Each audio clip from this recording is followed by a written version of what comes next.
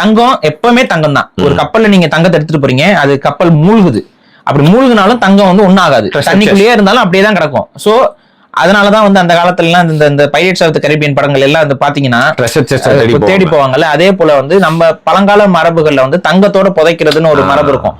அப்ப வந்து நம்ம முதுமக்கள் தாலி திடீர்னு கிடைக்குது, இதுல எல்லாம் தங்கத்தை போட்டு புதைச்சு வச்சிருவாங்க.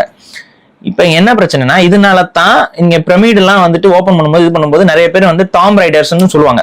அதாவது திருடுறது. அந்த வந்து புதைக்கப்பட்ட இடத்துல உள்ள போய் தடும் போது எல்லாரும் புதையல் கிடைக்குமா, புதையல்ங்கிறதோட கான்செப்டே இங்க இருந்தா வருது. சோ தங்கம்ங்கிறது இந்த காலத்துல கெட்டு போகாதுங்கிறதுனாலதான் புதையல். இப்ப ஒண்ணும் இல்ல, இப்ப வெறும் பணத்தை நீங்க புதைச்சு வைக்கிறீங்கன்னு வைங்க, மோடி கவர்மெண்ட் வந்து 500 செல்லாத டிமாண்டேஷன், அது வெறும் காகிதம் தான், வெறும் காகித குப்பை தான். அது ஒண்ணுமே சொல்ல முடியாது. எவனாவது ஒருத்தன் ஏதாவது மூத்திர சந்தில புதைச்சு வச்சிருந்தீங்கன்னா மூத்திர அடிச்சு நாரி போயிருக்கும் அது.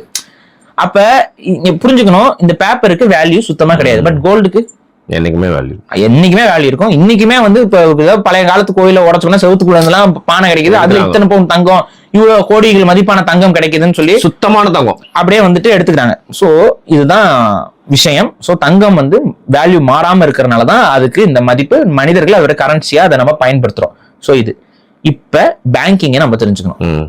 இந்த மாதிரி போயிட்டு இருந்ததுல பேங்கிங் எங்க இருந்து வருது? காசு, தங்க காசு இருக்கு, வெள்ளி காசு இருக்கு, சில்லறை காசு, அதாவது நம்ம காப்பர் மற்றும் பிரான்ஸ்ல தயாரிக்கிற காசுகள்லாம் வந்துருச்சு. இங்க பேங்கிங்கோட தேவை எங்க இருந்து வருது அப்படின்னு பாத்தீங்கன்னா, இப்பதான் வியாபாரிகள், ஒவ்வொரு வியாபாரிகளும் இந்த தங்க காசுகளை எடுத்துட்டு வராங்கன்னு வைங்களேன். ஃபார் எக்ஸாம்பிள் வந்துட்டு ஒரு 2 மூட்டை தங்க காசை ஒரு வியாபாரி கப்பல்ல கொண்டு வர்றாரு. சரி, அவர் கஷ்டப்பட்டு வியாபாரம் பண்ணி அந்த காசை சேர்த்து பொருட்களை வாங்கிட்டு போறக்காக அந்த காசை எடுத்துட்டு வருவாரு. இதை ஒருத்தன் ஒரு 15 பேர் சேர்ந்துக்கிறாங்க.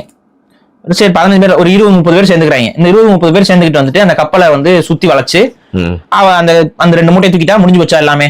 இது ஈஸி மணியா இருக்குல்ல. அப்ப என்ன ஆகுதுன்னா, தங்கத்தை பாதுகாக்கிறது வந்து மனிதர்களுக்கு உண்மையிலேயே ஒரு கஷ்டமா இருக்கு. அரசாங்கங்கள் பாதுகாக்கிறதுக்கு பெரிய அளவு பாதுகாப்பு ஏற்படுத்த வேண்டியதா இருக்கு. நிறைய பேருக்கு சம்பளம் கொடுத்து பல பேரை வேலைக்கு வச்சுதான் அதை பாதுகாக்கிற ஒரு சிச்சுவேஷன் வருது. அப்ப இந்த ஒரு இடத்துக்கு போகும்போதும் வரும்போதும் இந்த தங்கத்தை கொண்டு போறதும் வரதும் வந்து தலையாய பிரச்சனையா இருக்கு.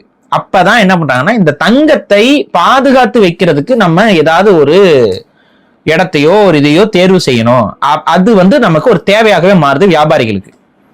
அப்பதான் என்ன பண்றாங்கன்னா, இந்த பேங்கிங் சிஸ்டம்ங்கிறது ஃபார்ம் ஆகுது. இந்த ஃபர்ஸ்ட் ஃபார்ம் ஆஃப் பேங்கிங்கிறது எங்க ஃபார்ம் ஆகுதுன்னு பாத்தீங்கன்னா, இந்திய கோயில்களில், குறிப்பா சொன்னா தமிழ்நாட்டு கோயில்களில். புரியல எனக்கு. தமிழ்நாட்டு கோயில்கள் தான் பேங்க் இருக்கு சொல்றேன். தமிழ்நாட்டு கோயில்கள் தான் உலகத்திலேயே மிக மிக மிக மிக பழமையான பேங்க்ஸ்.